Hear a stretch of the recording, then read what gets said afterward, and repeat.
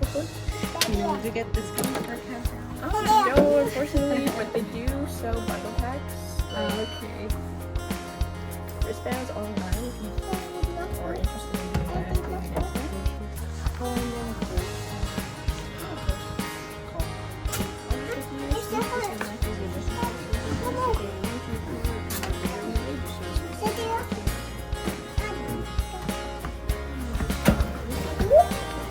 Bear.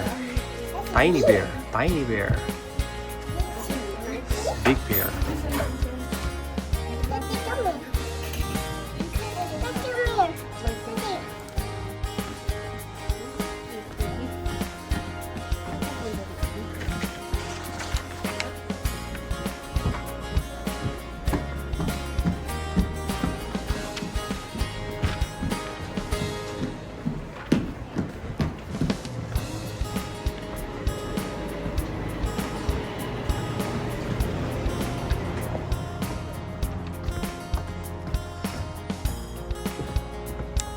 Solo natin, mami.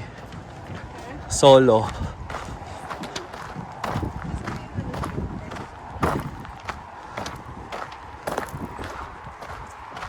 Number 2.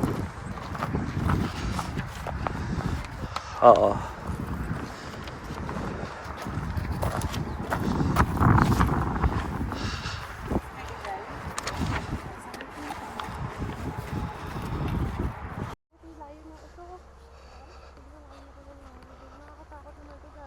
Double fence naman siya.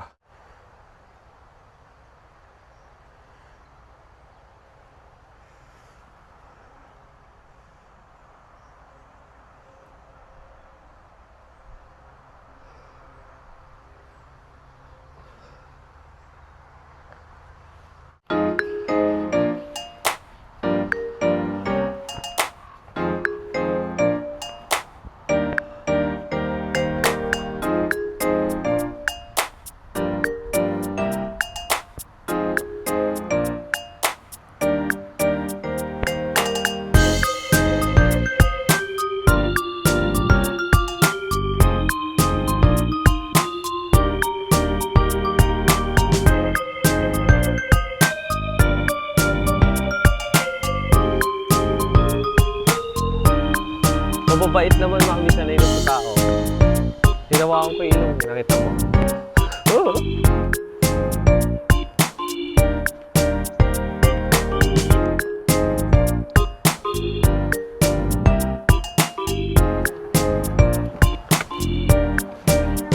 Ayun, dalawa mami, meron pa doon.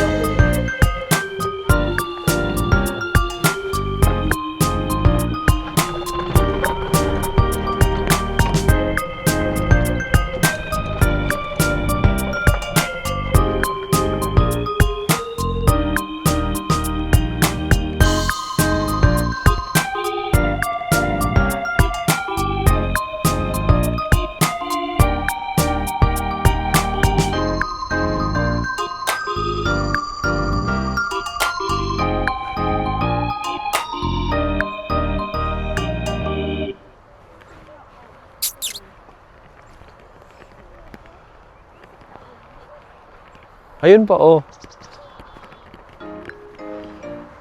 Ayun. Ay, nagtago. Ang sungit. Pumasok sa loob. Sinarado. Diyan lang siguro sila pag winter, no?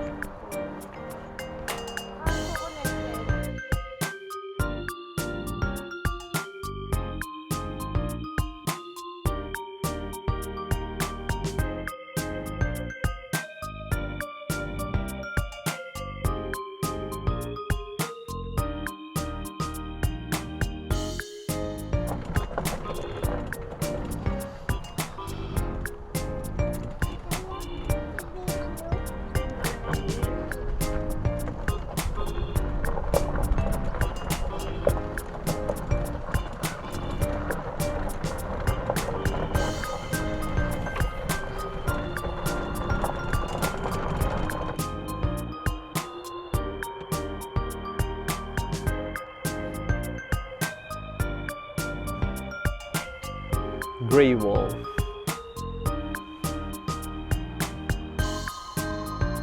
Ano pala? Ang haba. Yun nga eh.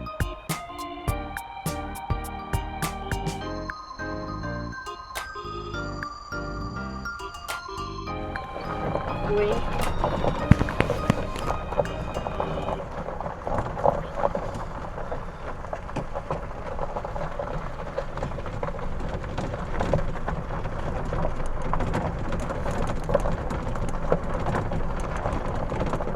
Parang, Ayun, ayun, ribs, oh. ribs, oh. Ribs. Nakikikain yung mga birds, baby. Oh. Mahal pala na. Mapagkain na ito.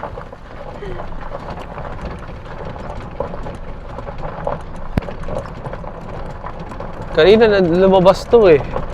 Ano ba yan? Bear. Ano palang bear dito?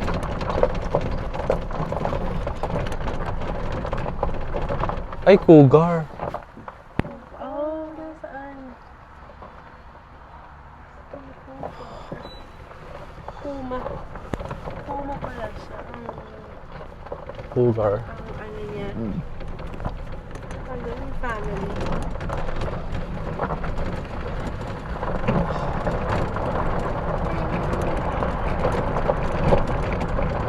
Ayun ang bear, oh. Ayan. So, brown bear pala to. Hindi pala siya grizzly. Grizzly in nandoon. Ay, baby, nakaupo yung bear, oh. Ayun lang. Ayun na to.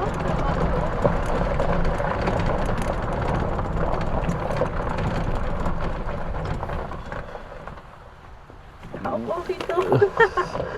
Ayun ang dito. Oo. Haba ng kuko, oh.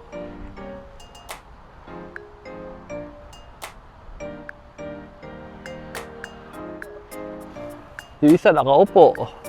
Yan, no? Pero mahaba yung claw niya nga, mami, no?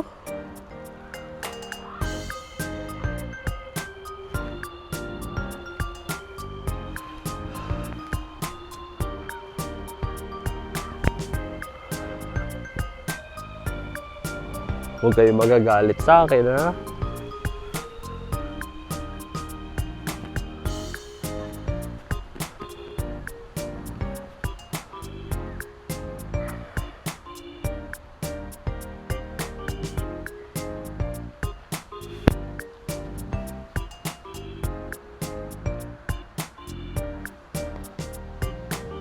Pupuntahan nila yung mga ibon.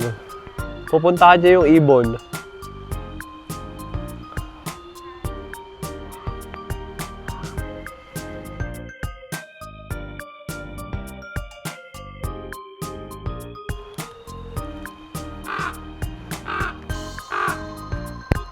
May itlog pala eh. Hindi, wala.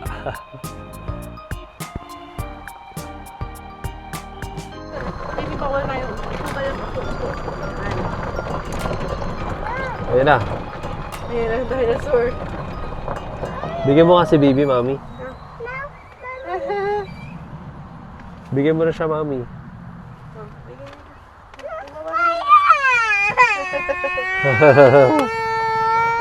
Hindi na, hindi na. Babay ka na, babay ka na. Babay ka na, babay na dinosaur. Hindi naman eh. Hindi naman bibigay si baby. Oh, it's okay.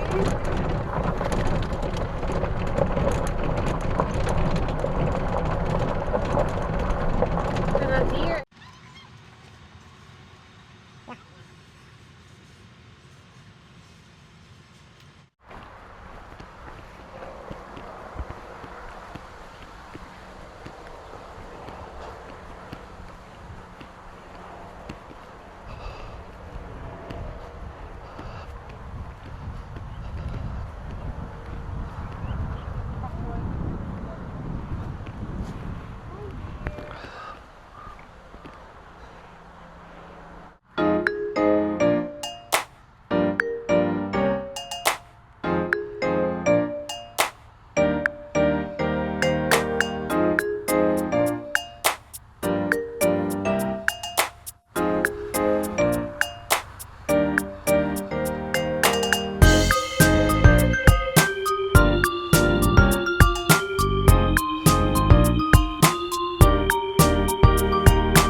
Mami!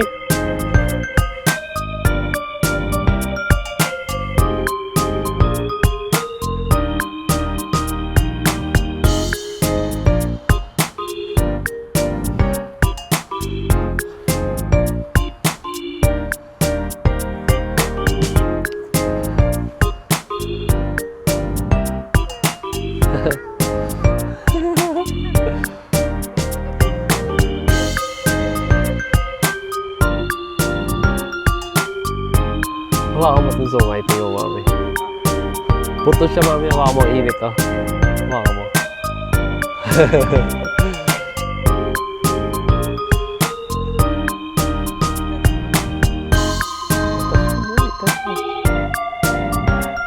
Buhay. Buhay yung sungay nila, eh.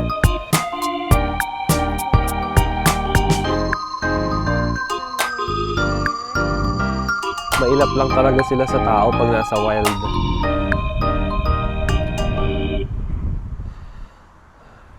Pakita mo sa baby. Pakita mo sa baby. Touch mo, baby. Wow! Ang cute!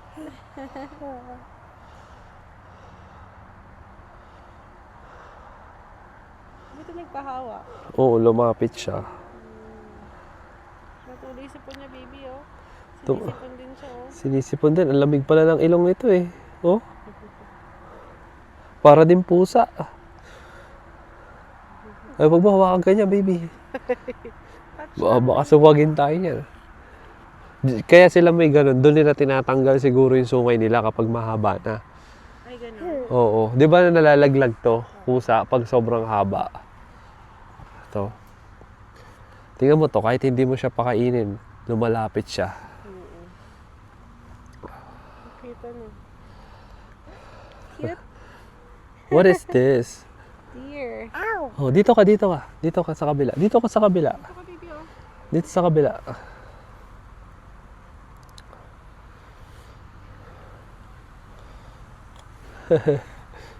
Oh, babay ka na. Babay na. Babay. Pero madumi pala siya, Mami. Oh.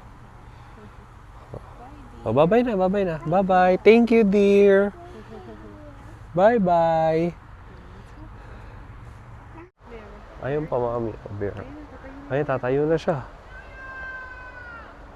American black bear. Most common bear species in North America. Ayan na, tumatayo na.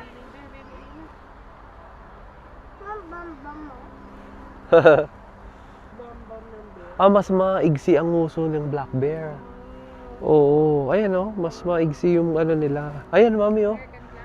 Oo. Ayan na.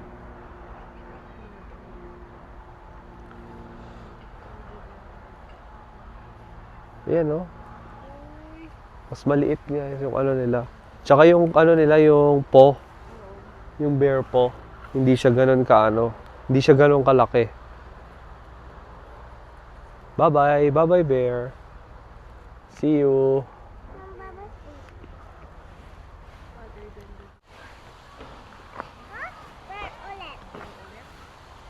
Let's go.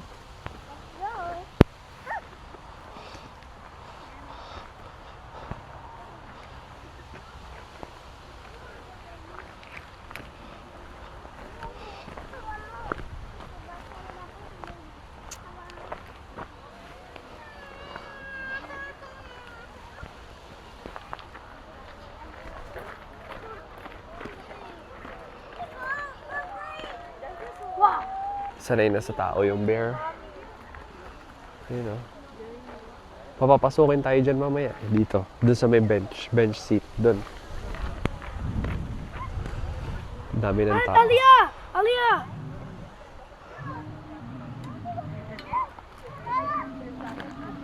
Ito yung Mami. Ayun.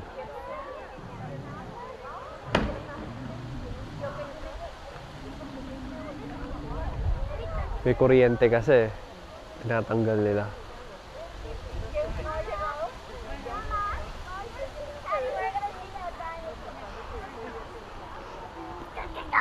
Dito, Mami, tayo.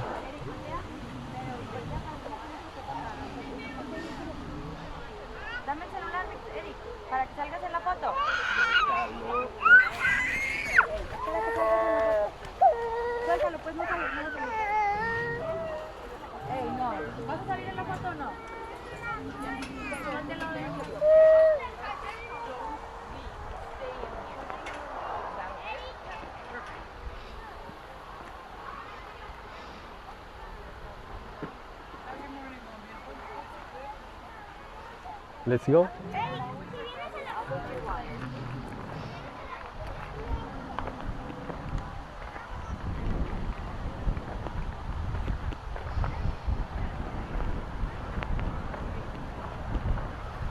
Welcome all to Discovery Wildlife Park and to your bear safety presentation.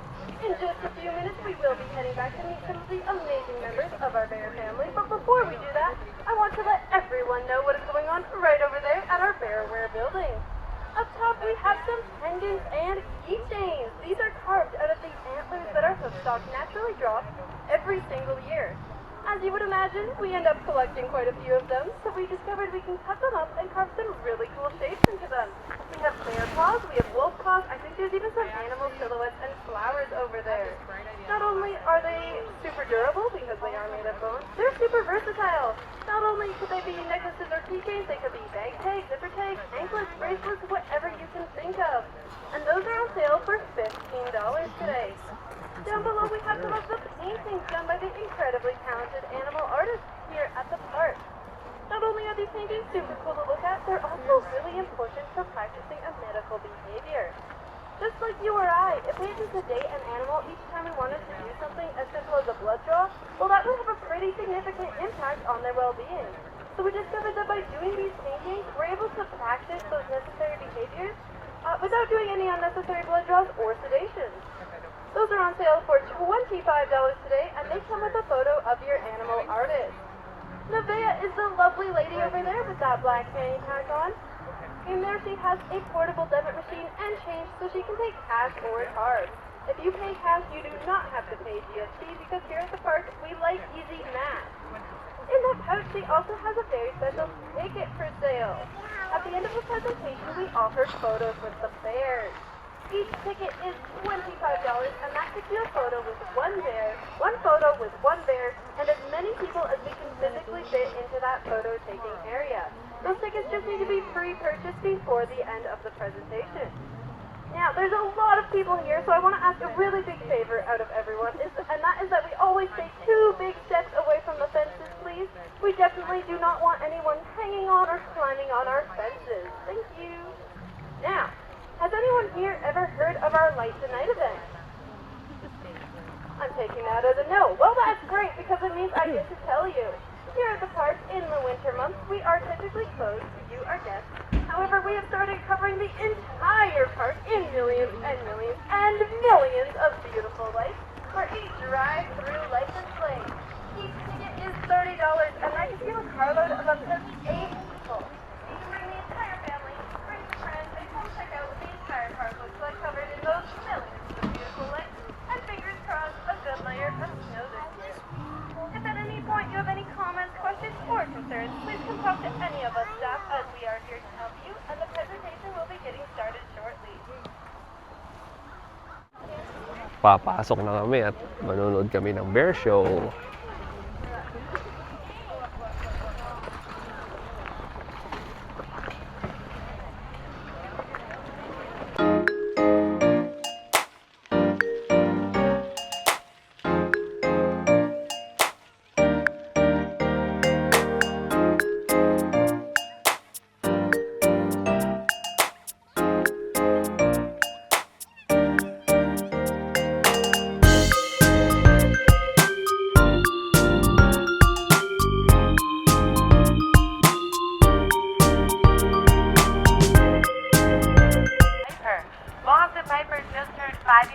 January.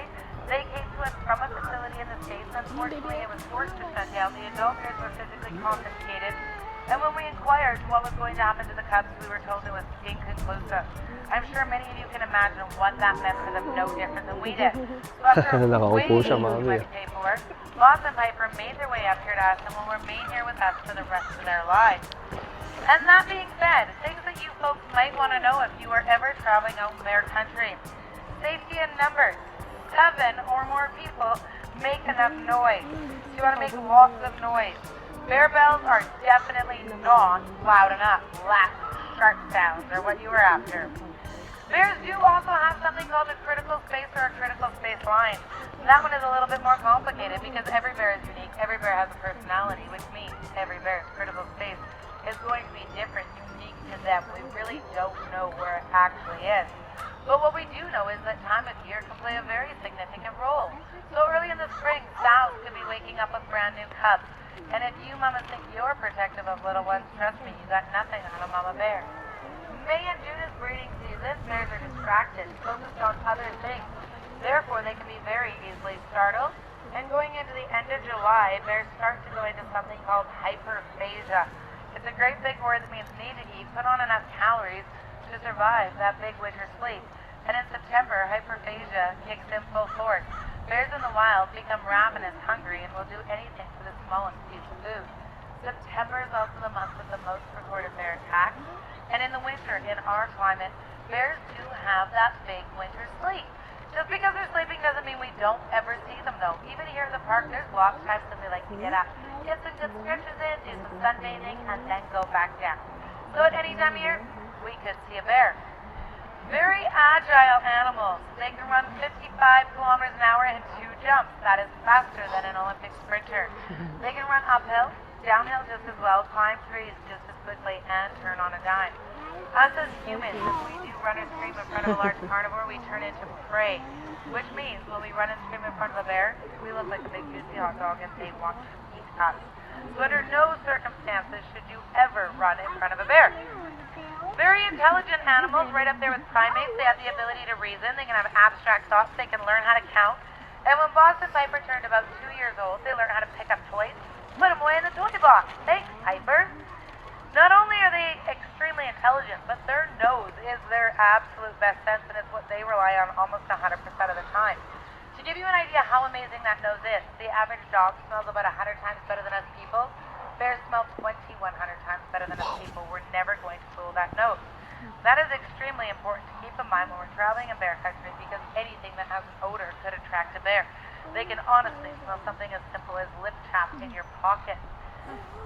So, we want to be very aware of how we're storing food products. Unfortunately, most coolers are not bear-proof, but Brittany is holding up an example of what a bear-proof container looks like. They do come in different shapes and sizes, so they're a really great asset to have if you are going to spend any amount of time out there in bear country. They really do work. Other things that we can think about is if you're fishing, doing the cleaning of the fish down at the water's edge, not up at the campsite. That is a smell that could also attract bears. We do not want to tinkle where we tend to full of pheromones that could attract them as well. We don't want to camp in a dirty campsite or leave a dirty campsite for somebody else. We always want to pack out everything that we pack in. And dogs. Do you think bears like dogs? No.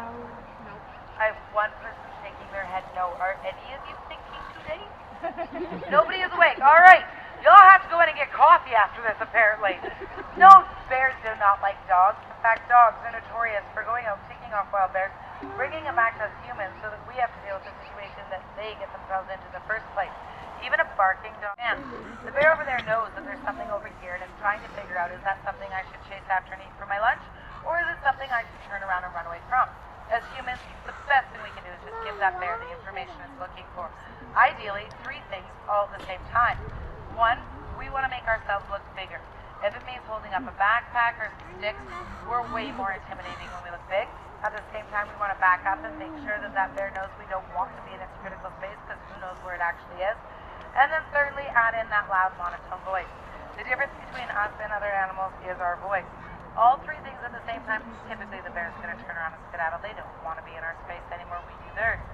But if we actually run into a brown bear on the path, maybe 20 or 30 feet from us, if it was a cranky brown bear, it might be doing things more like bluff charging, hitting the ground in front of it, screaming, chomping its jaws, lowering its head, pinning its ears. Trust me, if you had a cranky brown bear, you're probably all going to know it. That is not the hard thing to figure out. The hard thing is knowing what to do. And in that situation, the best thing we can do is stand our ground. We don't want to back up and get ground too fresh from the grizzly. It's probably going to keep coming. We don't want to get aggressive with one. It's probably going to get aggressive back. So we stand our ground. We don't stare the bear in the eyes. That could be a threat or a challenge. This is where we like to put the bear spray. We get it out, uncap it, be prepared to use it if the bear is there. Bear spray is a 20 to 30 foot range forward and 5 to 10 foot falls on the end. It is not the end all be all of bear safety, but statistically it is proven to be 98% effective when used properly. And of course, if you were to use it properly, so of course, this is about bear spray. One, when you purchase it, it comes with a zip tie around the cap. So you want to make sure that is removed before you're in bear country. Two, bear spray is not like bug spray. You can't spray it all over the place and expect Cute, to ano? keep the bear away. In fact, they love the smell of it. They love rolling in it. It only works when we hit them in the nose and the eyes. And thirdly, where you use it is very important. Most people tend to put it in their backpack, but when bears can run 55 kilometers an hour, there is not a human out there magical enough to get it out of their backpack in time. So you want to make sure you have it somewhere where you can have it in your hand really quickly, effectively, and it is a tool that can actually help you out.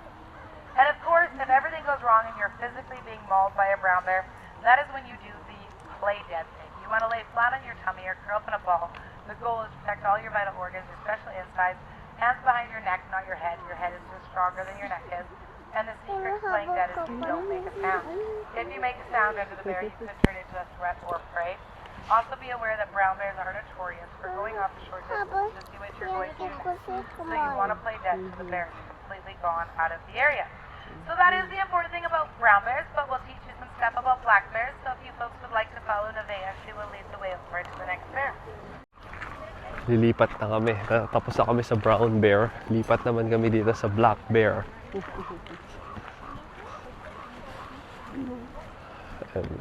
Galing naman naturuan nila yung mga bear dito ng mami. Kailan kaya nila matuturuan si Mickey Mouse? Si Mickey Mouse?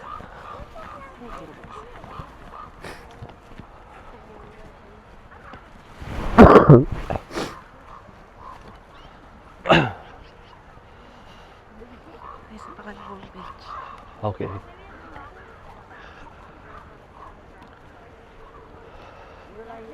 Unfortunately, he has a very horrible story.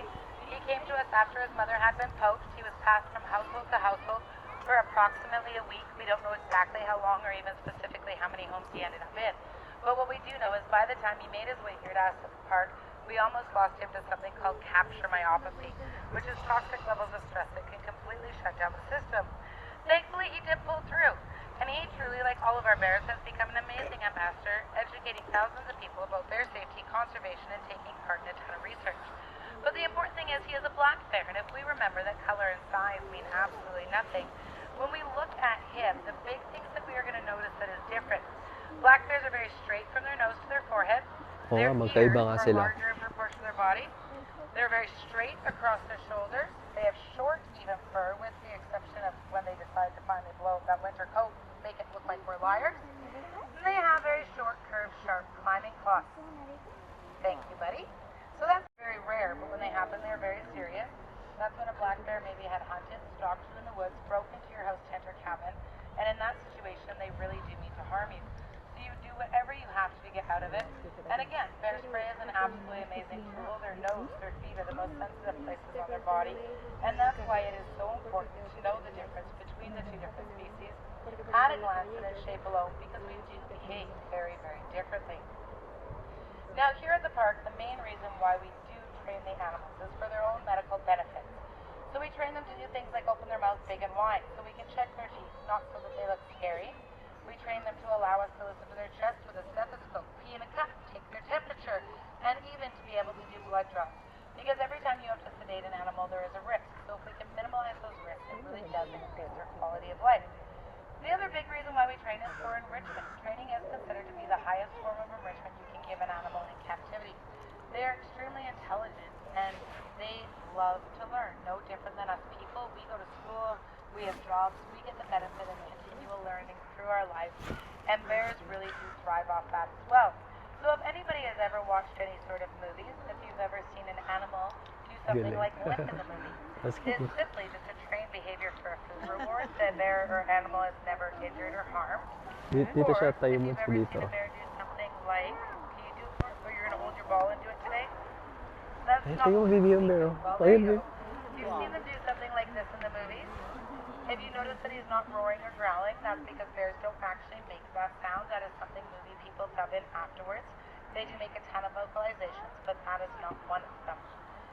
And another bright idea that we had here at the park is we thought maybe, just maybe, if we could train a bear to do recycling, we could have similar expectations out of humans. Unfortunately, so far, the bear has not yet let me down, but humans still seem to be cycle. When it comes to conservation, it is the biggest role that is easy for every single human to be able to take part in, but we don't do it as much as we do. So our encouragement to everybody is to practice more reuse, reduce, recycle, because when we do, it does positively impact wild, bears, and other animals. So all that being said, does anybody have any questions?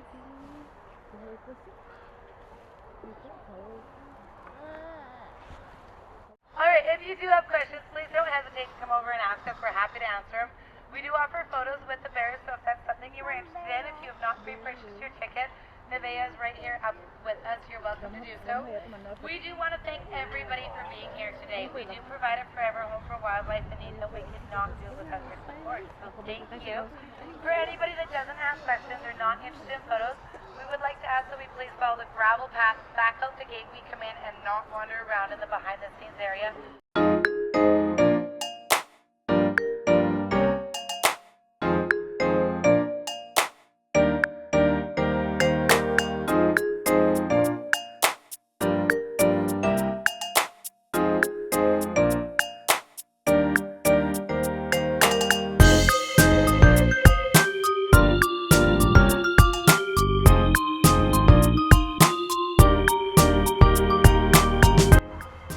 So, nandito na kami sa dulo ng park.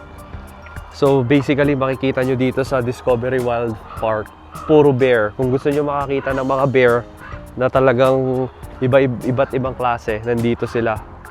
Ang daming bear. Sobrang daming bear dito. Na, gising. Gising naman sila. Unlike yung ibang, sa zoo, natutulog.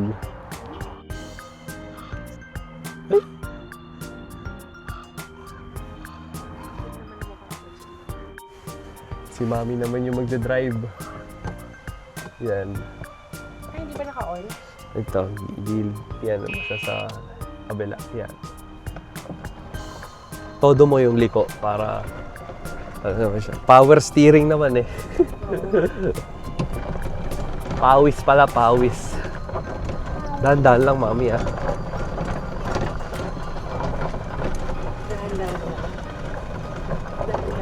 Dahan-dahan lang. Ayun, nanonood sila ng bear. Dami talagang bear.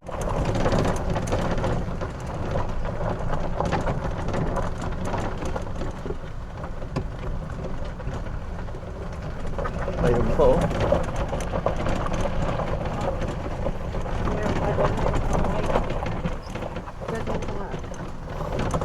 Maigsi eh. Maiksi yan.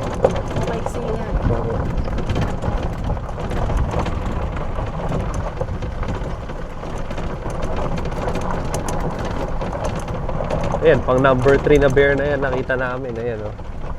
Tapos, ito na yung kasunod. Number 4. 4 bear. I think this is a Kodiak bear. Yung sino kanina, siya ba yun? Oo, siya. Kasi nandun yung access eh.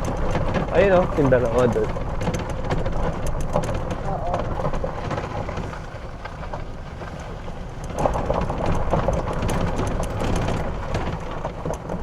Black bear.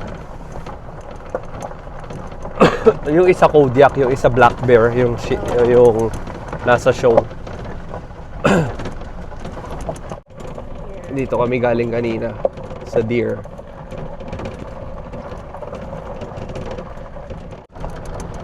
Tulog ang baby namin, oh.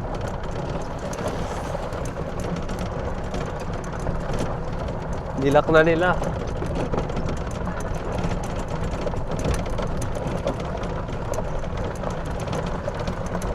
Tulog ang baby.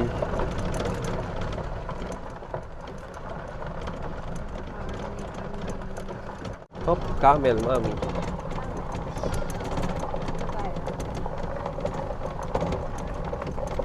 Ito doon sa lagpasan mo yung Kaya, lagpasan mo.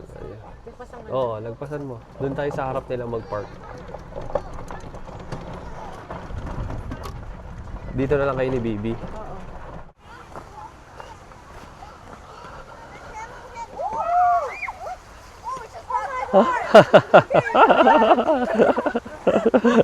He knows how to.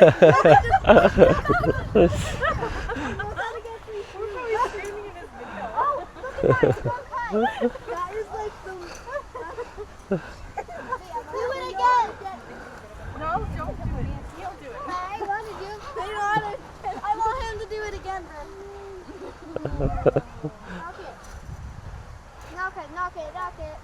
He has to eat it all. I thought he was going to pull that whole thing off the fence.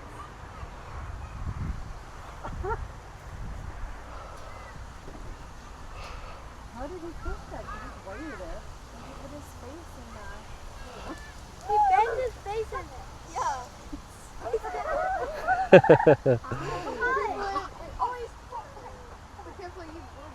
Why is it in his mouth? He said they bite, so I can't. The camel can bite, but don't do it.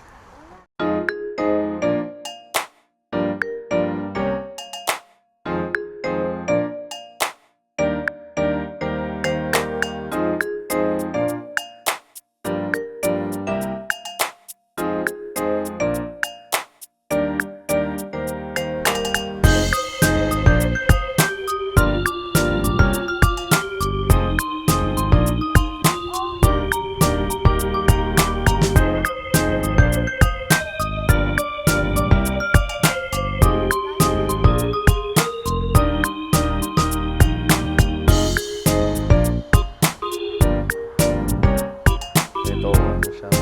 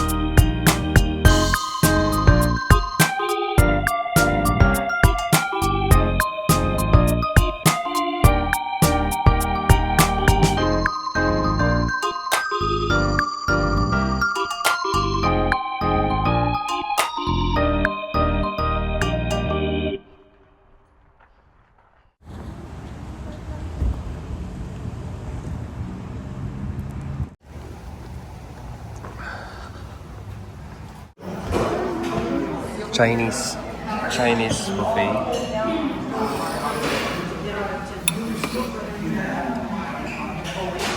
Kain na kami. Thank you.